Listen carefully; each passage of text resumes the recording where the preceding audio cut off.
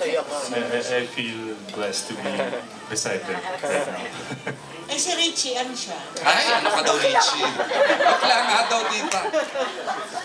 Babae nga, di ba? Lahat ka itong babae. Pinanindigan na. Oo, so tanggapin na lang. Next question. May tanong ako kay Miko. Okay. Miko, anong idea mo of a woman para sa paningin mo, beautiful siya? I like women who's simple, smart, and understanding. Uy, sino sa inyo yun? Ako! Jowa naman kami sa Ano ka, dasan ka? At first, syempre, you take a look at the physical, but then when you get to know the person, it depends na lang sa itsura. Ulit, ano yung kailangan requirement foremost? Ang quality ng I babae? like simple, smart, Simple at and saka understanding. smart and understanding. Yes. Okay. Simple, smart, understanding. Okay. Ngayon kay Richie. Noted. Richie, Noted, no? kung naging babae ka, sino ang peg mo? Na artista halimbawa. Oo, on the spot. Check. Kung babae ako, And why? sa aspetong pisikal, or kabuuan, Kabuuan. ang gusto ko talaga si Angel Aquino. Ganda. Kasi, unang-una akong Pilipina.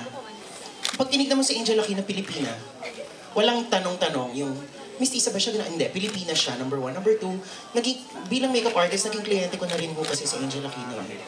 Ang makeup kay Angel Aquino, napakatipid. Parang konting ganun mo lang, ay, ang ganda na, okay na. Tapos, pangatlo, yung pag-uugali, napakasimple niya.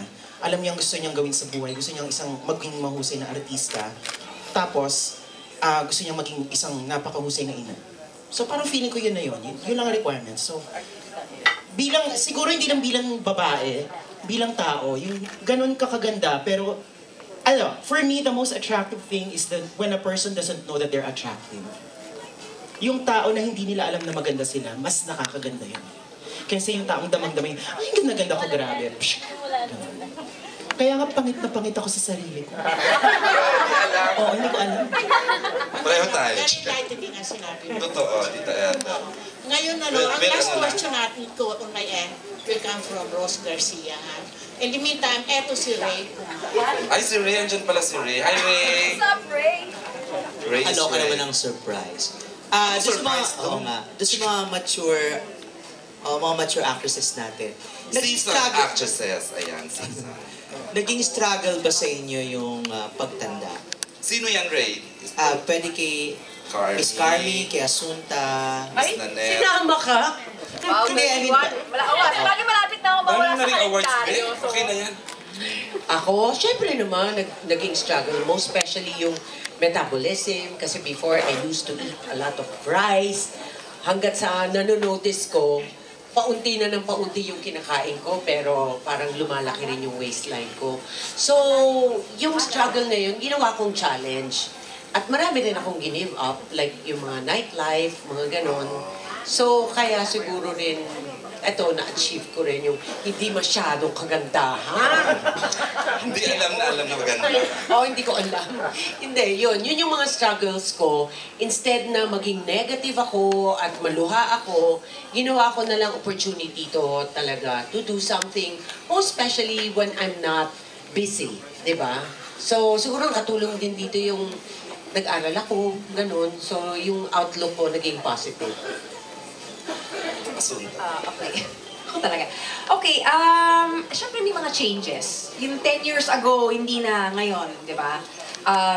Minsan sasabihin may mga tao na sasabihin na, grabe, hanggang ngayon hindi ka pa rin nagbabago, ganyan-ganyan ka pa rin. Pero syempre ako tipid, kung ako, Diyos ko, kung alam nyo lang, syempre, you know, not everyone can see me naked, so, syempre napapansin ko na rin na, you know, my body's not in the right places anymore. May mga konting, hindi naman ganun ka-drastic, no? Hindi pa naman ako, I'm sure darating din tayo doon, no? Pero, yeah, may mga changes na rin, like before, no, mga 19, 20 ako, kahit hindi mag-workout, okay lang kasi tight na tight yung balat mo, yung parang wala kang cellulite, hindi mo kailangan mag-diet. Actually, kailangan mo nga kumain pa.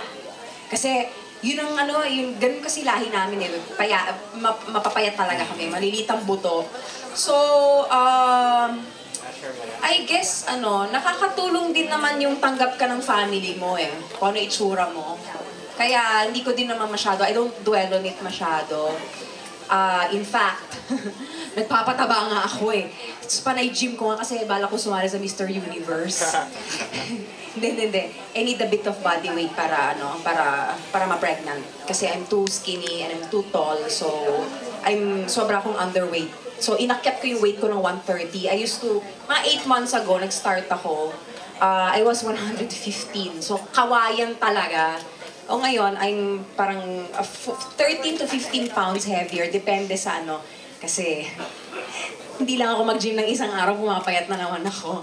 So, ang hirap na hirap ako. Pero kailangan eh. So, yun nga, tanggap nga ng family ko kung ano naman itsura ko. So, hindi naman Oo. Wag lang sana dumating na mag-140 ako or something kasi baka hindi na ako palabasin ng bahay. Sabi mo gano'n kanina, parang hihiwalayan ka ng asawa mo kung magpaparetoke ka. Ano yung part ng katawan mo na gustong-gusto ni Congressman? Wow! Hindi, mahilig siya yung sa matatangkad na mga malaman. Kaya nga sabi ko kanina, wag naman sana ako umakyat ng 140, baka hindi na ako palabasin ng bahay. I'm not joking. Yun yung mga type nun. Yung mga tipong Khloe Kardashian, matatangkad na may laman. Yun yung niya, turn on niya. So, ayun, siya yung pinakamasayang tao sa mundo ngayon. Kasi nga umakyat nga ako ng 130. Pero sabi ko, awat na kasi bukod sa pangit kong tignan sa TV, mga akong baboy. Baka hindi na nga ako palabasin ng bahay. So yung weight mo ngayon, yun talaga yung gusto ni Jules? Yes. Actually, gusto niya more pa. Pero sabi ko nga, sasampalin na kita. Tama na. Ang pangit na nga tignan sa TV. Kasi alam mo naman dito, plus 10 pounds. So minsan nakikita ko sa TV na parang, yak!